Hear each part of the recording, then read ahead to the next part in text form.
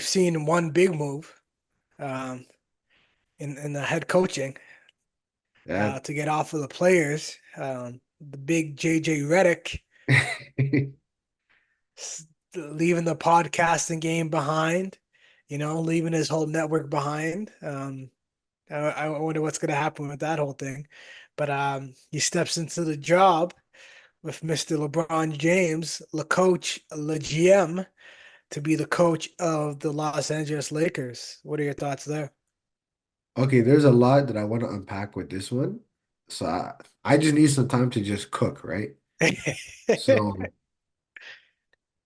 we we discussed it last time. I don't think I got a chance to put that episode out, but we were kind of discussing how, they were doing that podcast together, right?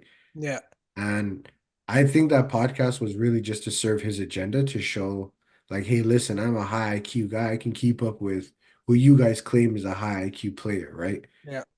And so It's like on, his rollout. It was like his yeah, coaching rollout, really and truly. literally, yeah, right. And so there's all this speculation about, okay, is it going to be him? Is it going to be that Connecticut coach, Dan Coach Hurley. Hurley? Yeah, but it ends up being him, right? Go figure. No surprises there. And then if you saw the way he was at that press conference, he was so defensive. Yeah, Like this guy was being very, very defensive, right? yeah, And my whole thing is, what like people are talking about his qualification. Yeah, he's not really qualified for the role, but we know qualifications don't mean nothing. yeah. He was a professional NBA player. Yeah, He played 10 he years, close to 10 years. like Yeah, he's friends with LeBron. LeBron yeah. angled for it. They definitely talked about it. So that lie he told that him and LeBron discussed it. It's just silly. Yeah, Why? Like, just it's say such a you've had a conversation, blah, blah, blah, move on. Like, come on. that's it. Like, say you had a conversation, you expressed interest to LeBron, it's something you would like to do. LeBron went to management and said, yo, I think this guy should be the coach, right? Now, Yeah, here's where I think it's going to be interesting with these two guys, right? yeah, Is that they were using each other. yeah, So LeBron thinks that the hiring of JJ Redick is going to allow him to be the official voice of the locker room, that JJ Redick is just going to be his parrot, yeah, right? But the thing with JJ Redick is he was using LeBron to establish credibility for himself, yeah, right? And he's gonna come to find out, LeBron is gonna come to find out that JJ Redick has an enormous ego. yeah. That he thinks that he's the smartest guy in the locker room. LeBron thinks he's the Hmm. smartest guy in the locker room. So they're gonna clash a lot. Hmm. And when you look at everything from a fan perspective, you're gonna start to ignore certain things that when you're in the job, you can no longer ignore. So you cannot ignore that this guy doesn't go back on defense. You can't ignore the fact that he doesn't know how to play off the ball, Yeah. right? You can't And ignore that that. he's gonna take plays off. Yeah, he's gonna take plays off. He's gonna play literally just to pad his stats. Hmm. So now, as a coach, because you're this guy's boy, it's like, okay, I have to talk to him and address this, but at the same time, he's my friend. So what do I do? Right? So I think that this thing is going to completely implode, right? It's not going to work. It's going to implode. They're going to learn some uncomfortable truths about each other. And I think Yeah. this friendship is going to end. I think this was a terrible decision on JJ Redick's part.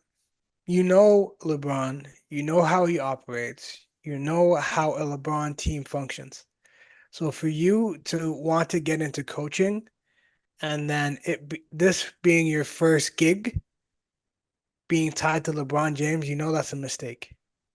Because all the points you mentioned, and if you want to coach, you want to implement your style, your philosophy, your style of coaching.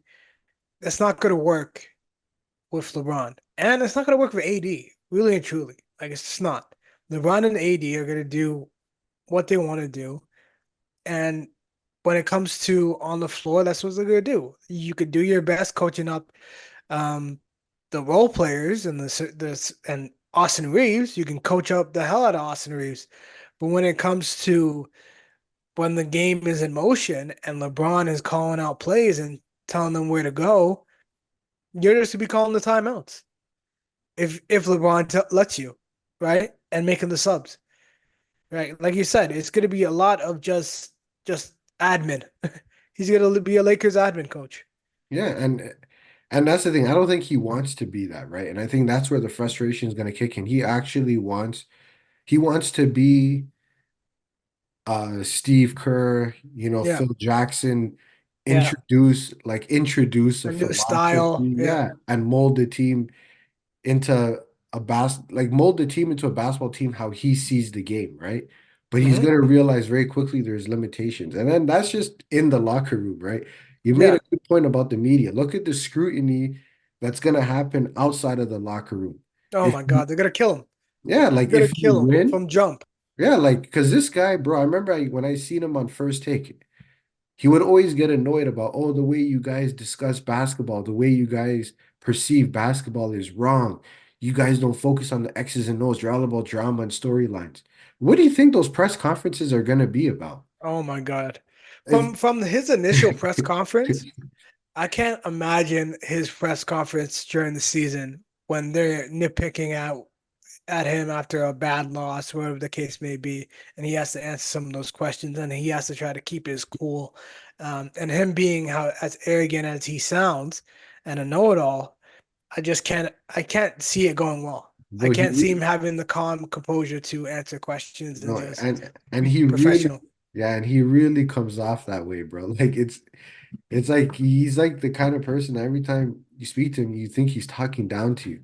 Yeah, yeah. He Yeah, naturally it just happens. Yeah, yeah. So it's just, I think it's just so entrenched into his like personality, right? So you got to be careful what you wish for. Like, sometimes it's not always good to have your best friend become your roommate, right? yeah, Yeah, you learn some uncomfortable truths. Sometimes it's not always good to work with your friends yeah, because you want to help a friend. Let's just say you have a friend, you want to help him get a job, you put in a word for him, then you work for him, and you start to realize some uncomfortable truths you didn't know, right? Like, you got to be careful with these things. And I think, he's gonna learn very quickly yeah.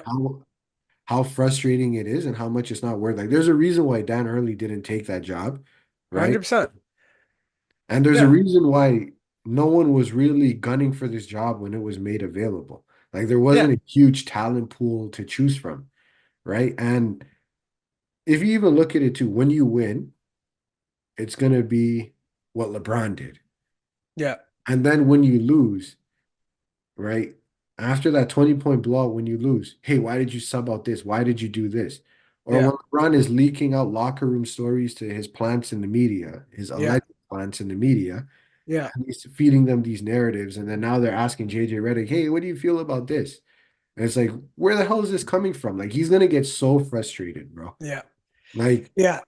Yeah, I just don't see it going well. Just his personality, like, and everything, like Jason Kidd and these other young coaches is one thing, right? But they're low key. We see JJ Redick broadcast the finals. We've seen him on podcasts with LeBron. We've seen him on Bill Simmons. We've seen him with his own podcast, right?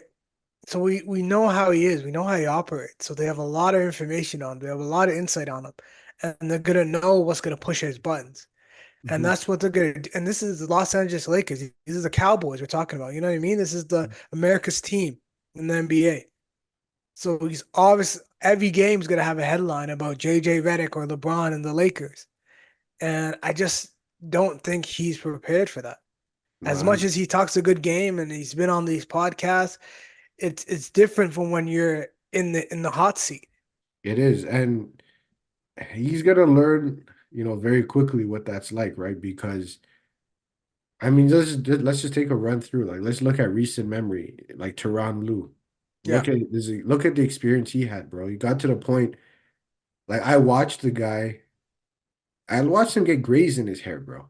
yeah, Right? Like, we've seen the guy age like a president, bro. Like, when you see a yeah, like president when he starts Obama. his term Yeah, and then when yeah, he ends, yeah, that's what happened to Tyronn Lue, and he only coached the guy for like what, 3 seasons? yeah. And he was stressed, Yeah. super So, stressed. so I mean, look, if JJ Redick, look, God bless the guy, he has a full head of hair. Yeah, Look at Kevin Love, bro. A few seasons, 4 seasons of being a teammate of LeBron. The guy's head is full of grays. yeah, That's stress. yeah, So look, he's gonna get a lot of grays in his head. He's gonna get very frustrated. by the way the media, covers the team, by the way the kind of questions they're gonna ask, the amount of drama and storylines that'll be surrounding the team. You got to look at it like this. If he did it to all his other coaches, why wouldn't he do it to you? Oh, Yeah. because you're his friend. Darvin Ham was a client of Clutch Sports. And look what they did to him. Like, bro, like you Yeah. did a podcast with this guy while your coaches while your coach is in the hot seat, bro. Like, even though I don't always agree with Stephen A. Smith, he does have a good point. That's not a good look. Why are you doing that? It's a terrible look. It just it honestly there's so many things that are wrong with it. Like for them, the timing of that podcast to him then signing as the Lakers head coach, and then their podcast solely being again like if their podcast was about like life and culture and like for it to be solely about X's and O's, what are we doing here? Yeah. It's And then for embarrassing, bro. them not to have a conversation like, oh, I heard you getting into coaching. Oh yeah, like come And on. listen, and in the words of Drake, you just acting like an activist is make believe. I find it very interesting for LeBron, right? And I'm not gonna get into the whole race thing. I think that's not a necessary topic to even get into. But I find it interesting a guy like LeBron is always talking about like, black empowerment and all of these things, right? You had a black head coach and you guys complained there's like guys like him, they're always complaining, oh, we don't get a fair shake, a fair opportunity when it comes to head coaching. You had a black head coach, you completely undermined him and embarrassed him on a global level, on the court and off the court, right? Look at how he treats his black teammates. Look how he treated Kyrie Irving. Look how he treated Mario Chalmers, right? Throws them under J.R. the Smith. bus. J.R. Smith throws them under the bus every chance he gets. But then when it comes to guys like Austin Reeves and Alex Caruso, you'll big these guys up every chance you get. How smart they are, how much they understand the game, what great playmakers they are, right? And then these Mhm. guys go on to get big money. But you didn't do that for a guy like Mario Chalmers, who was a clutch player, Yeah. who was a starting point guard for that team. You never did that for him. Kyrie Irving, you're trying to get him traded behind his back. So like you talk all this like pro black stuff, but then look how you treated Darvin Ham in favor of JJ Redick. So you're full of it, and it's okay, but just accept that you're full of it. Like Yeah. enough Yeah. with the activist talk. You only care about what's in your best interest, and that's fine, but just be transparent about it. But to sit there and lie, and I'm kind of annoyed that JJ Redick would lie like that and say, "Oh, we never talked about it." So you guys did this podcast for months talking X's and O's, but the idea of coaching never came up. So when you guys were scheduling times to meet and everything, it's like, oh no, I don't have an interview with the Lakers. None of that. Like I'm in the interview process. And Just like, oh hey, LeBron, how's it yeah, going? Oh yeah, let's go. and Podcast. LeBron, who's actively involved in the organization, had no idea this guy had an interview. He was just this guy who shows up to work, punches in, punches out, and has no idea of what's going on. Like, are people supposed to believe this? So it's so disingenuous, bro. And I Yeah. think already from his introductory press conference, he rubbed a lot of people the wrong way. And Yeah. I think it's only gonna magnify, bro. Yeah. And I can see it. JJ is almost acting. Like, you know what Mhm. I mean? Like he's swearing, he's almost putting up this tough guy act, this bad boy coach act, and it's Yeah. like, Like come it's on, man. like he's this thick-skinned, it's me against the world, and I'm gonna prove all you guys wrong. Like the Lakers, they had many problems. I don't think coaching was one of them. I'm not under the idea that Darvin Ham was a bad coach, Hmm. right? I think the guy did the best with I think he did the best with what his responsibilities would allow him to do. He Right. wasn't allowed to coach, he was hired to babysit. Yeah. And JJ Redick, I can see he doesn't have the mentality that I'm just here to babysit. Yeah. He actually wants to make a difference in that locker room, right? And you mentioned it during the pre-production. You mentioned that he has this app. Yeah. Like, what is that app about? You're telling me? So I guess he wants to kind of modernize the way that he talks to his players, and he wants to utilize an app. I'm not sure what the app is called, but he wants to utilize an app, and he wants to utilize it in a way where he's able to communicate with his players in terms of playbook things, um, offenses, defenses he wants to run, and he wants to do it all through this app as a way of just, I guess, modernizing the way to coach the game of basketball. Okay, so We're I'm in gonna this millennial era. You know, he has his Gen Zs and 2000s on his team, and he's trying to, they're already on their phone. So let me just use an app and okay, but you can't do that. You can't do that on WhatsApp. You can't do that on iMessage.